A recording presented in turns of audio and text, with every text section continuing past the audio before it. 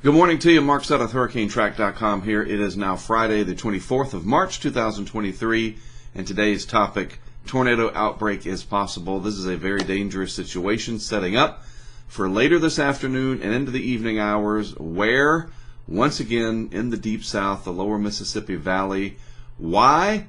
Partially because the Gulf of Mexico is so very warm, warmer than it should be this time of year. We have seen this time and again over at least the last decade or so, and today and to tonight we're going to have a pretty big outbreak of severe weather with long track, violent to intense tornadoes possible, large hail, straight line wind damage, you name it. That's going to be the story for today, focusing on parts of the lower Mississippi Valley there, Arkansas into Mississippi, Louisiana, and then it expands out from there to a larger chunk of the deep south, including Alabama, coming out of eastern Texas even in the next several hours. I'll show you that on radar scope in just a moment. So a big severe weather day.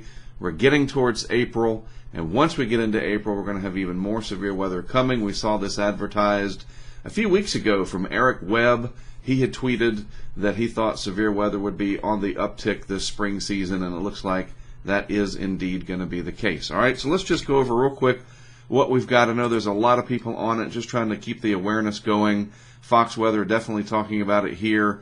And again, the highlighted area right here in the center of this bullseye, so to speak, that's your moderate. But it's all around this area. Severe weather is not just tornadoes, okay? Severe thunderstorms capable of 70-mile-per-hour winds or higher, quarter-size hail, the possibility of a lot of lightning, very, very heavy rainfall that can create flooding conditions, just generally overall severe weather conditions with the baked-in possibility of very strong tornadoes as well, something to keep a very close eye on. School districts that need to be watching this, any companies that have a lot of people working there. You guys know the drill. Unfortunately, you have been through this a few times, more than a few times over the past decade or so, especially as the pattern has kind of changed and we're seeing more of this activity down in the deep south, or what we call the sort of new Dixie Alley area, really from about 2010, 2011 into the current time period here. We've seen this shift, and some of the cities that are included in this, just to orient you here: Jonesboro, Arkansas, Little Rock, Arkansas, all the way down to Jackson, Yazoo City areas in Mississippi. And don't forget our friends in Louisiana as well. It's that one area that seems to get this pretty often when these setups occur. You guys need to stay on top of this, all right? Make sure people are aware. We got a lot going on in the world, a lot of distractions out there. You got to make sure you're paying attention to this, all right? Big headline over on the Storm Prediction Center website: moderate risk of severe thunderstorms. They have issued a public severe weather outlook, and they talk about it here.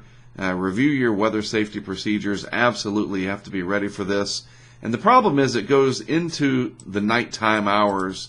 Yes, the days are getting longer, but yeah, once it gets dark, these are harder to see, the tornadoes, and you're going to have to really rely on some kind of an alert system.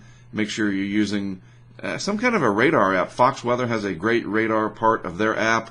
My wife loves it. There's Radar Scope, which is a paid product, which is fantastic as well. A lot of the chasers use Radar Scope. In fact, let's look at Radar Scope here. It's on our big desktop PC here in my office. This is the current setup, and we can see out in parts of Texas and Oklahoma the leftover convective activity from yesterday's severe storms, but it is this area through here that we're going to be watching closely later in the afternoon as we start to get the heating. The sun heats the ground thus heats the air. You get instability, that warm, moist air coming off of the Gulf of Mexico. That's going to help to funnel funnel the moisture in, is what I'm trying to say, and get these storms going in this area through here, that very warm Gulf of Mexico. And yes, it is. It's funneling it in there. It kind of compresses it in around the back of that very strong Southwest Atlantic ridge.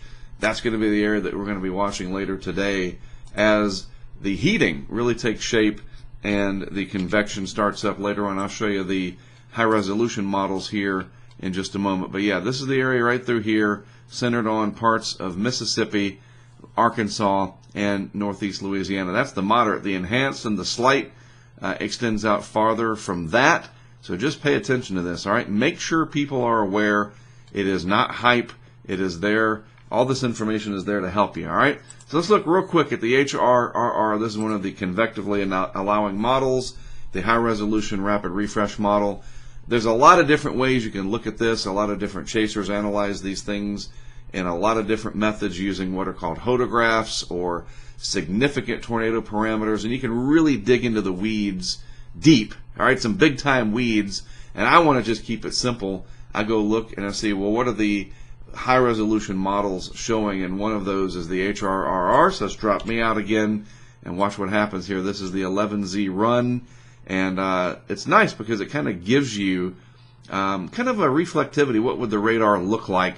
And you can see later in the day, the storms start to fire here in Louisiana. They get going ahead of the main line right there. There's a few of these other cells, and that's going to be the key. Any of the bigger tornadoes are probably going to come from supercell storms that develop out in front of the line. Discrete storms that are by themselves. That's what we're going to want to look for today. The HRRR not really showing a lot of that just yet, which is a good thing.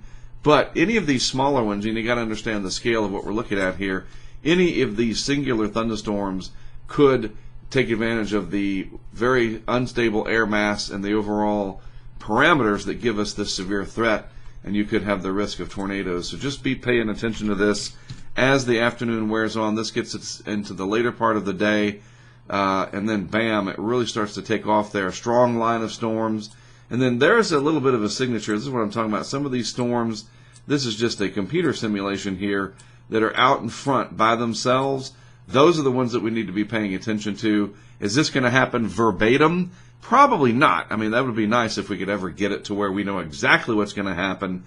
But these convectively allowing models, these high-resolution CAMS models, as we refer to them, can be very helpful at identifying generally where the risk is going to be later in the day. Chasers use this a lot to set up where they're going to do their thing, and it helps to keep them safe too, so hopefully they can be into position to do the best at spotting, getting the word out to the weather service, to the media, etc. So, all right, just making you aware of this. We're getting closer and closer to hurricane season.